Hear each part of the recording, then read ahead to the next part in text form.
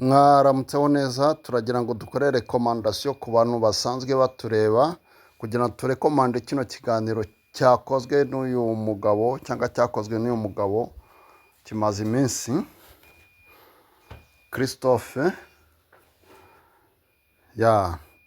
Ni ikijyanye n'ubuhanuzi. Rwose ubuhanuzi buba buvuza ubuhuha, n'ubwo ubu ngubu byagabanyutse kuko abasengera mu byumba bya bindi bitaga ngo ni ibyumba by'amasengesho byaragabanyutse, abasengera mu nsengero nto cyane kuko nizo byabagamo cyane nabyo byaragabanyutse, ariko sitiri no mu nsengero ngari biba bikirimo. Kandi hari n'abantu ku giti cyabo baba bashingiye ngo ku kintu Imana yavuganye nabo, ugasanga umuntu ntabwo akora akazi, ugasanga umuntu ntabwo yiga, ahubwo aravuze ngo njye ngo nibitseho nza.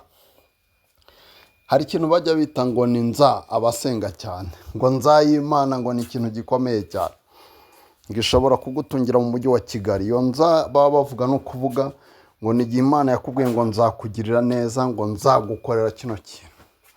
Muri make iyo ni Imana y'icyuka, ni Imana y'icyuka.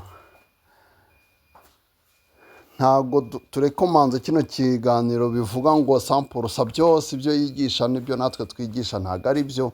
Ariko sitiri mujye mugaruka ku buhanuzi akenshi bw'ibinyoma, mwumve ibyo ari byo. Twebwe muri filozofi ya Spinoza twigisha, dusobanura neza ubuhanuzi icyo ari cyo. Kugira ngo wumve ubuhanuzi icyo ari cyo, ni uko ubanza ukamenya levels of knowledge, 3 levels of knowledge, uburyo butatu buhari bwo kumenya. Icyo bita uburyo bwa mbere ni imaginatio,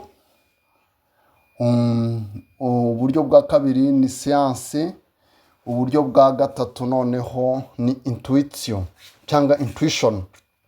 Siyansiya ni ubwa kabiri, ubwa mbere ni imaginatio, ubwa gatatu ni intuition. Ni nk'aho ari amagambo turimo gushaka kugira dushyire mu kilatini, nk'uko wabyanditse nabyo yabyanditse mu kilatini, ari we Baruch de Spinoza, umusore w'umuyahudi wo mu kinyejana cya 17. Mu yandi magambo, iyo umuntu arimo guhanura bya bindi bisohora atarabatekamutwe, bya bindi bisohora, ni umuntu uba ufite access kuri physical world. Kandi twabonye yuko spiritual world na physical world are not opposite, ntabwo zitandukanye. Urumva, physical realm na spiritual realm are just one thing, one reality. Umuntu urimo kubyaccessingaho neza rero ashobora kukubwira ikintu kigasohora, ashobora kugira gute, ari uko yakibonye by intuition. Ariko hari igihe ba-accessinga ku kintu by intuition, ariyo level iri superior mu kumenya, noneho we agatangira gushyiramo za imagination, akazatangira gushyiramo ibyashimisha urimo guhanurirwa n'ibyo. Ariko mu yandi magambo, nta Mana ihanurira abantu ibizaba, nta Satani ubwira abantu ibizaba, nubwo bwose abikubwira bigasohora, ntabwo biba bivuye ahantu hitwa mu ijuru. Twebwe nicyo tubabwira. Urumva, ubuhanuzi ntabwo ari ikintu kidasanzwe, ntabwo ari ikintu kidasanzwe. Ni physical world cyangwa spiritual world, ariko ari ahantu hamwe hahandi muba muri ya world murimo, ya reality murimo, niyo afumburamo amakuru akayatambaza. Ariko rero mutekereze ku bantu ubuzima bwabo bwagiye bwangirika bitewe n'ubuhanuzi. Ni benshi cyane barazwi, cyangwa abantu bakarwana n'ibihugu byabo, bakangiza ibihugu byabo, cyangwa bakizera ibintu by'ibinyoma bitewe just n'ubuhanuzi bahanuriwe.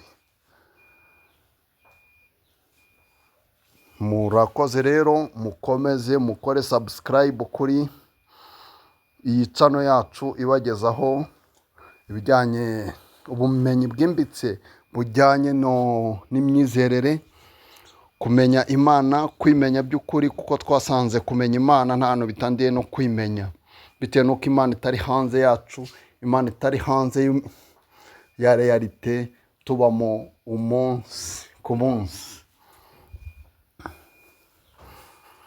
Sebonani Christophe rero yakoze gutanga kino kiganiro cyangwa yarakoze gutanga kino kiganiro kugira ngo abantu bakomeze bave mu bujiji bushingiye ku kutamenya Imana. Iyo twigisha Spinoza ntabwo tuba tugambiriye abantu batuyoboka, ahubwo tuba tugambiriye abantu biyoboka, abantu bayoboka Imana ibarimo cyangwa Imana igize réalité, kuko Spinoza aravuga ati Dieu est la structure même de la réalité, les lois de la nature ce sont les lois de Dieu. Atari ngo amategeko ya naca ni amategeko y'Imana, atari uko Imana yayashyizeho, ahubwo ariyo Mana irimo kwigaragaza.